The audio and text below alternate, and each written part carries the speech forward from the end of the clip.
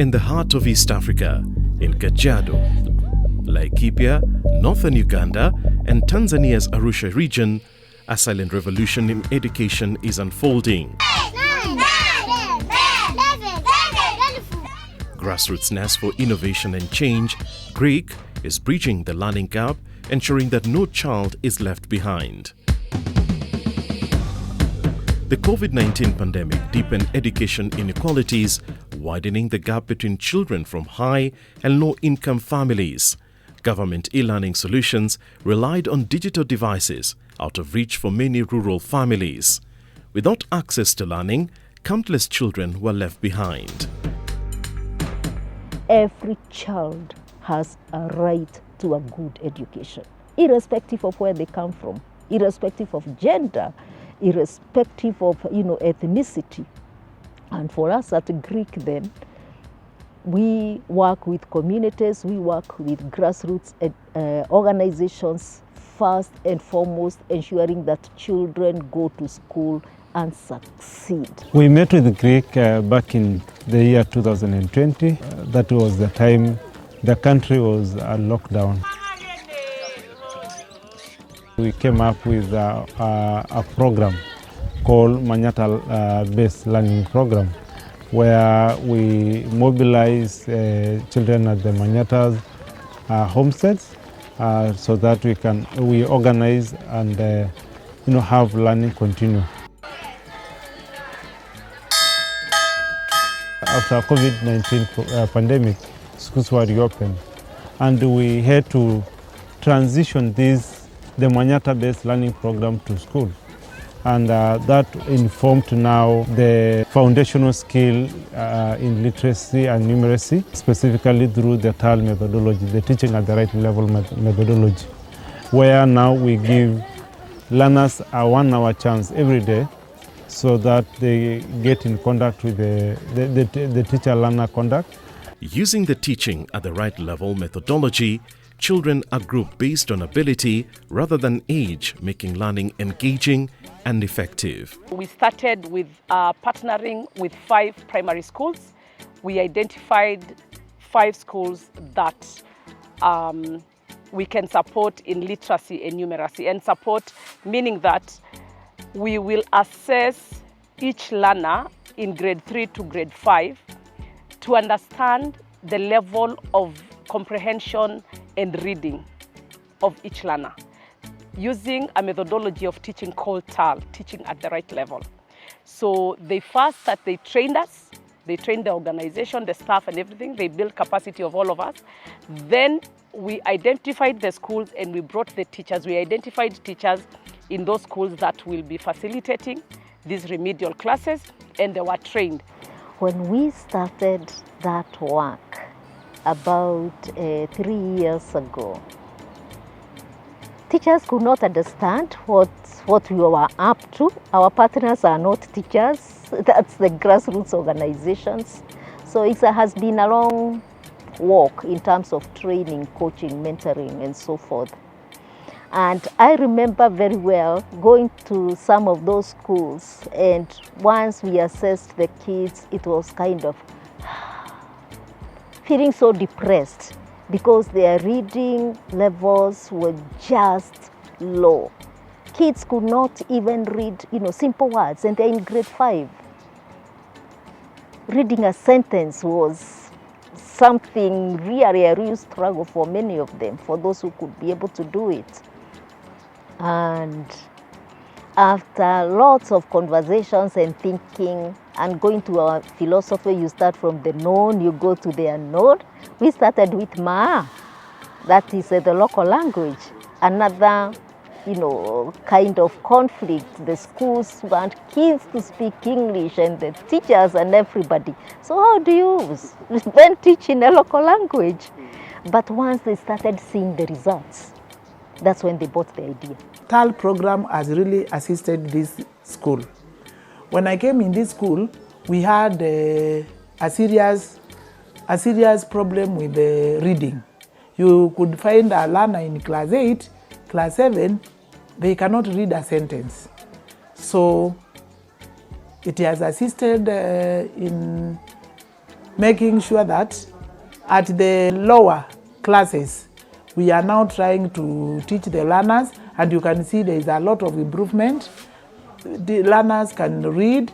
When we are grouped in those 3 levels, there is a lot of improvement from one level to the other one. My child is in grade 3. He's a boy, and since the TaRL program started, I have seen many improvements to the child because the child has improved on many skills because the learners are gaining knowledge, the reading skills, speaking skills. So the program is really helping the learners. Majority of the people here, they keep livestock. And in keeping livestock, that means that during the dry season, they tend just to move following the grass and pastures and water. They go to even to the farthest places searching for water and pasture. So, and as they move, maybe they just move with their children. Imagine walking morning and evening hours going back to school for 5 days. You need to be here right on time so that a teacher has to help you. So you find that being a problem. Ilikuwa ni ngumu sana kusema kweli kwenda shule. Juu unaenda footing almost 10 kilometers vike shule. Na tuseme hiyo wakati unaenda shule unatakiwa uiwe shuleni 6:30 na unabebana na ndo 5 kg ya maji, unabebana na mfuko bag ya vitabu. Sasa ukifika shule huku utakuwa umechoka sana.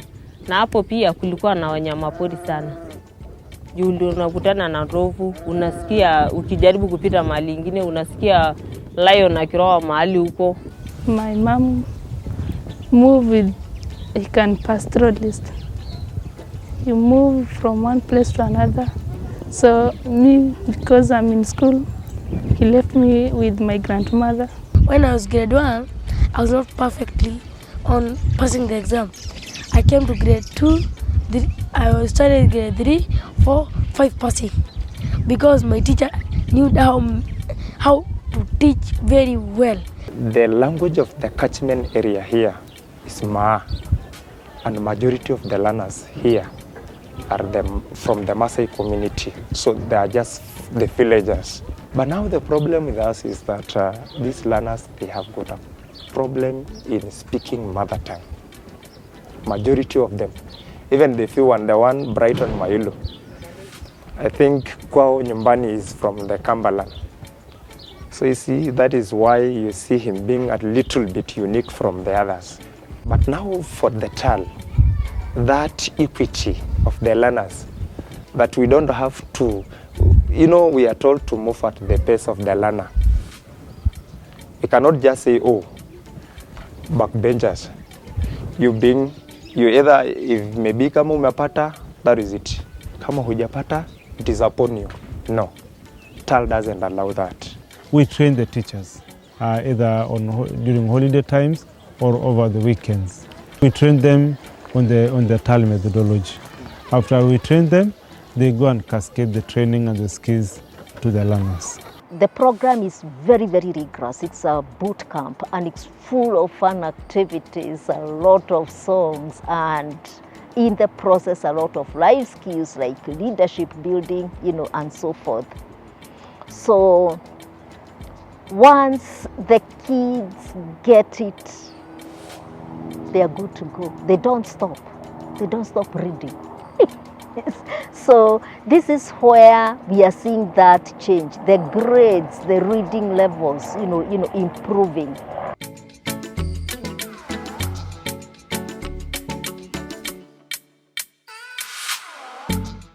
GRIC works with grassroots community-based organizations in Kenya, Uganda and Tanzania to implement its 4-pillar programs: child learning, women and girls empowerment, grassroots organizations and youth leadership program. Through these initiatives, GRIC creates sustainable solutions to improve education and empower communities. When we look at the results of our foundational learning program, which is the level-based learning program that we run, seeing at least 86% of the learners gaining literacy competencies makes us really proud.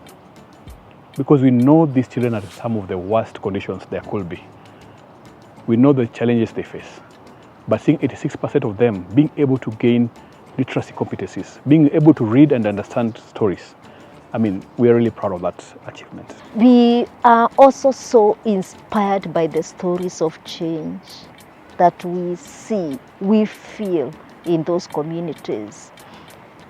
The way they embrace us once they realize that we are there to walk the journey with them. We listen to them. We start from the known to the unknown.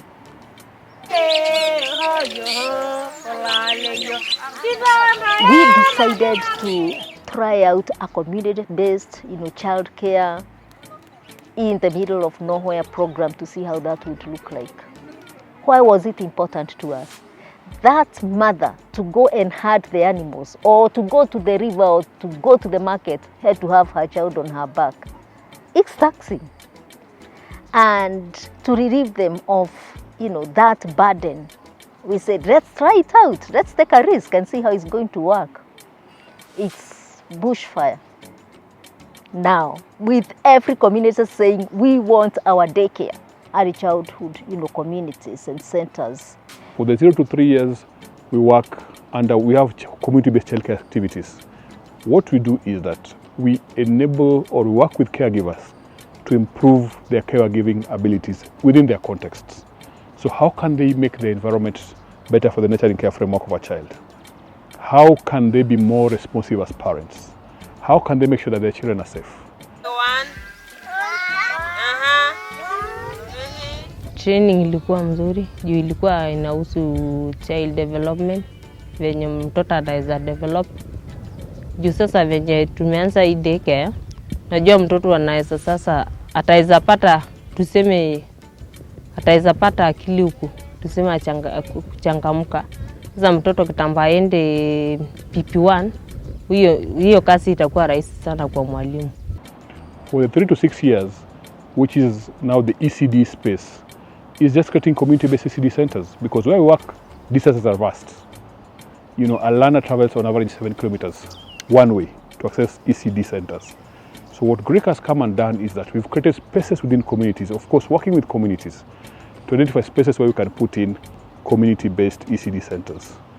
And that addresses the issue of distances for children. Sasa huwa tunawaleta hapa, unarudi nyumbani, unafungulia ng'ombe, unaenda mtoni kunywesha ng'ombe.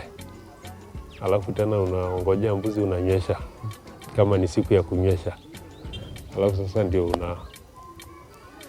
unarudi tena kuwatafuta kwa sababu masaa ya kuwatafuta imefika. The children here, they are not able to get education, in that they have to miss out because of the far distances. And also as they walk to the centers, they find animals, wild animals, that is the elephant, which are very, very commonly found here. So getting a chance to be able to really intervene at that particular age really is a good thing. And finding the teachers who are willing to learn and be able to see the change in terms of the practices they're doing is a good thing to be able to go around. And how the community have come together to set up a center using the church spaces that is provided.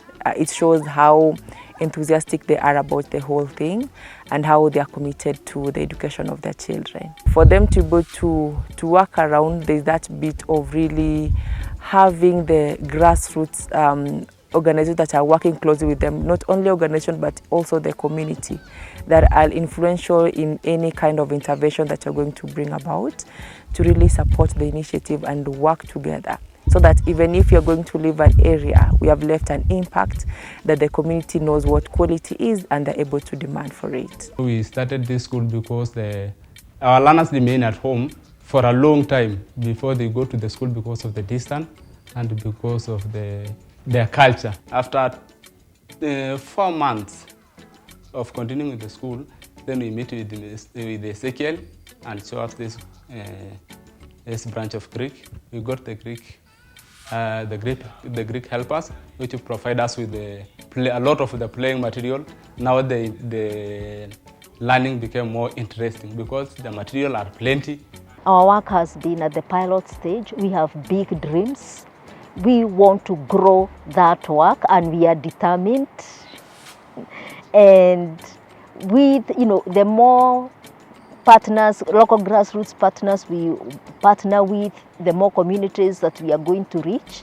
And of course also partnering with the government, because the government has the capacity and whatever it takes to scale up work. So those partnerships are growing, and within the next 5 years we have reached thousands, if not millions of children.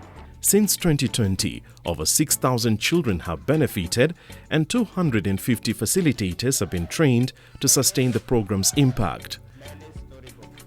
Greek believes that learning extends beyond the classroom. By engaging parents in their children's education, we build a stronger foundation for lifelong learning. Greek's 4-year journey has transformed thousands of lives, proving that when communities, educators and parents work together, every child can succeed. But the journey is far from over. Join Greek in reshaping the future of learning, because when we invest in education, we invest in a brighter tomorrow.